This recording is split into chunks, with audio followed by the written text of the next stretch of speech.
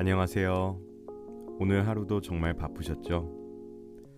하루를 정리하며 마음을 따끈하게 데워드릴 매튜 온천입니다.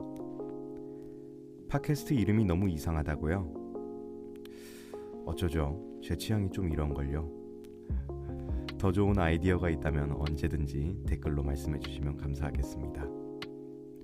물온도 정말 잘 맞춰놨어요. 빨리 들어가세요.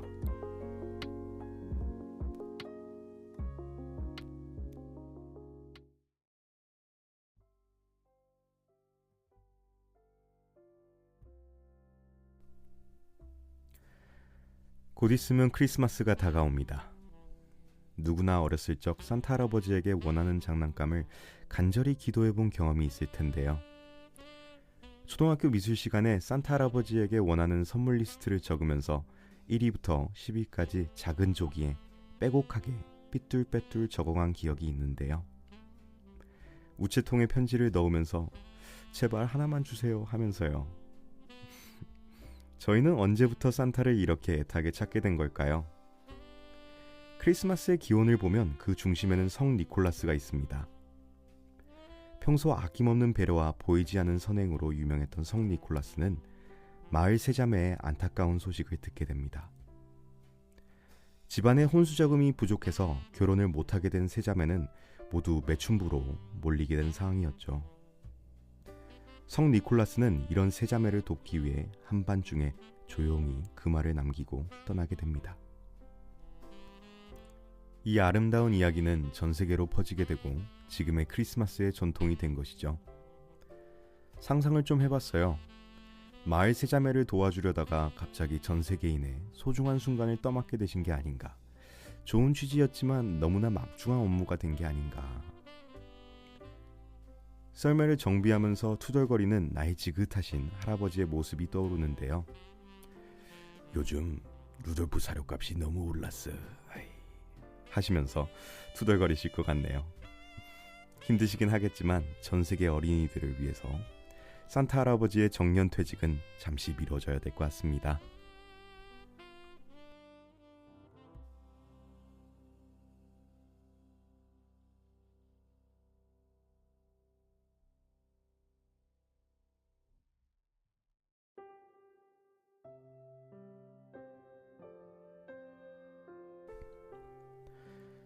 저는 아주 자랑스러운 취미 하나를 가지고 있습니다. 바로 맥도날드 장난감 또는 그림책을 모으는 건데요. 이제는 키오스크로 주문을 하기 때문에 문제가 없지만 전에는 직접 카운터에 가서 해피밀을 주문하는 게 정말 쑥스러웠어요. 건장한 성인 남성이 가서 해피밀 하나 주세요. 맥너겟으로요. 라고 하는 모습이 너무 이상하게 그려졌거든요. 그래서 매장마다 있는 키오스크에 너무 감사해하고 있습니다. 올해 12월 장난감 테마는 그리치인데요. 이름만 들으시면 잘 모르실 수도 있을 것 같은데 얼굴 보면 아, 예 하게 되는 아주 대표적인 캐릭터입니다. 그리치는 유명한 동화책 작가 닥터 수스의 그림책 캐릭터 중 한 명인데요. 험상궂은 얼굴에 초록색 털로 뒤덮인 몸뚱아리, 그리고 뾰족한 손가락에 노리끼리한 눈, 크리스마스의 이미지하고는 정반대의 느낌을 주죠. 그리치는 특이한 게 크리스마스를 정말 싫어합니다. 정확히 말하자면 증오가 더 적절할 정도인데요. 그 뒷배경에는 아주 안타까운 스토리가 있습니다. 그리치는 어릴 적 부모님을 잃습니다. 고아가 돼버린 그리치는 웃고 떠드는 행복한 가정을 보면서 슬픔에 줄곧 잠기고는 했는데요. 가족애가 넘치는 크리스마스는 그에게 고통스러운 시기가 돼버린 거죠. 그래서 그리치는 마을에서 최대한 멀리 떨어진 산 정상에 살면서 세상과 단절하게 됩니다. 운둔 생활을 하면서도 그리치는 망원경으로 마을을 내려다보면서 행복한 가정을 그리워하는데요. 그러던 어느 크리스마스 이브날 모두의 행복을 망쳐버리겠다는 생각으로 크리스마스와 관련된 모든 선물, 장식, 물건들을 훔쳐갑니다.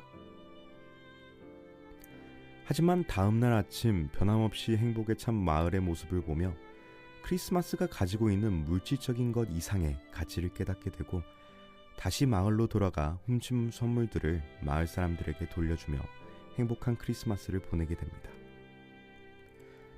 사실 어릴 적 저는 그리치를 싫어했습니다. 못생기기도 했고 크리스마스와는 전혀 맞지 않은 험상궂은 캐릭터니까요. 하지만 성인이 되고 나서 보니 그의 외로움과 슬픔에 공감하게 되고 우리 모두 힘들 때 저런 비슷한 모습을 보이고 있지 않은가라는 생각을 하면서 제 맘속 한자리를 차지하게 된 특별한 캐릭터가 됐습니다.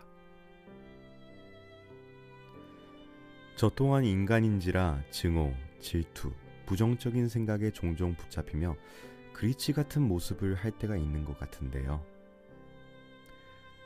그런 그리치를 부정하고 멀리하기보다는 인정해주고 감싸준다면 퉁명스러운 그도 변화하지 않을까 생각합니다. 올해 크리스마스 파티에는 그리치를 한번 초대해 보시는 건 어떨까요?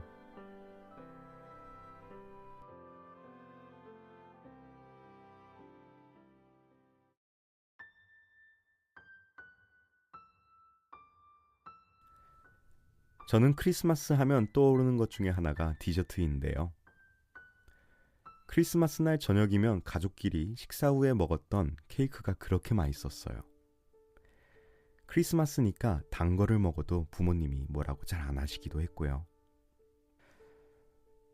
하지만 저에게는 케이크를 능가하는 엄청난 디저트가 있습니다. 바로 초코칩 쿠키인데요.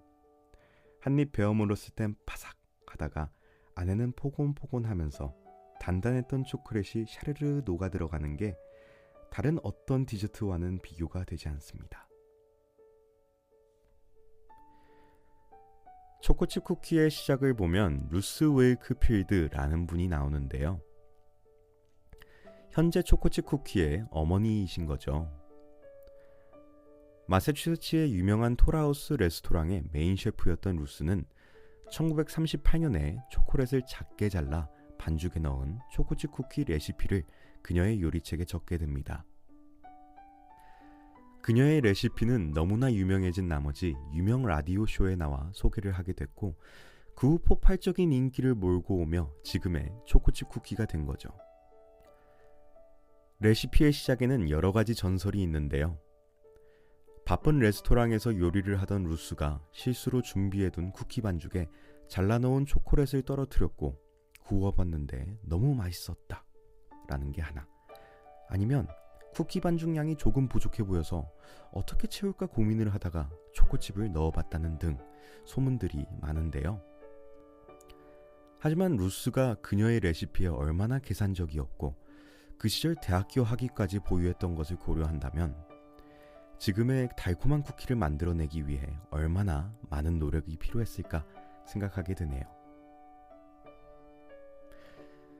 저만 군침 흘리고 있는 거 아니죠?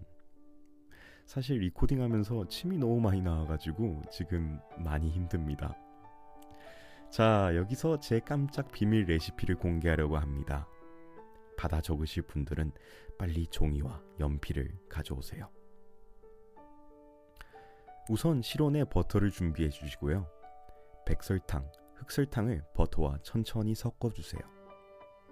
거기다가 계란 하나도 똑깍 넣어주시고 다크 초콜릿바 하나, 밀크 초콜릿바 하나씩 잘게 썰어서 밀가루, 소금, 베이킹소다와 함께 조물조물 잘 섞어주다가 우유 한 줄기, 럼이나 위스키 반잔이랑 섞어서 구워주시면 됩니다.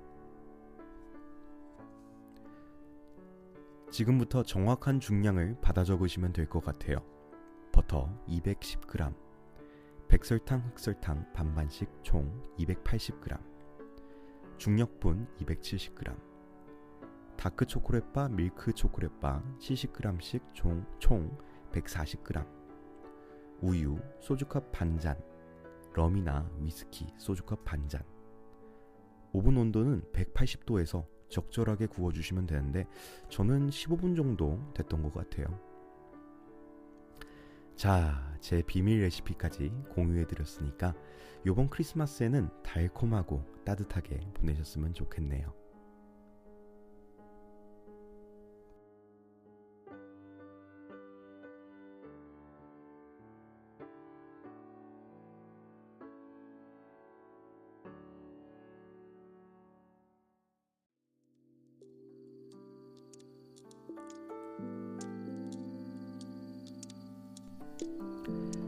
오늘 제가 준비한 내용은 여기까지입니다. 다음에도 노곤노곤하게 해드릴 내용을 준비해서 돌아오도록 하겠습니다. 오늘 하루 시작하고 계신다면 행복한 하루 되시기 바라고요. 마무리하고 계신다면 오늘 하루 고생 많으셨습니다. 감사합니다. 여기까지 매튜였습니다.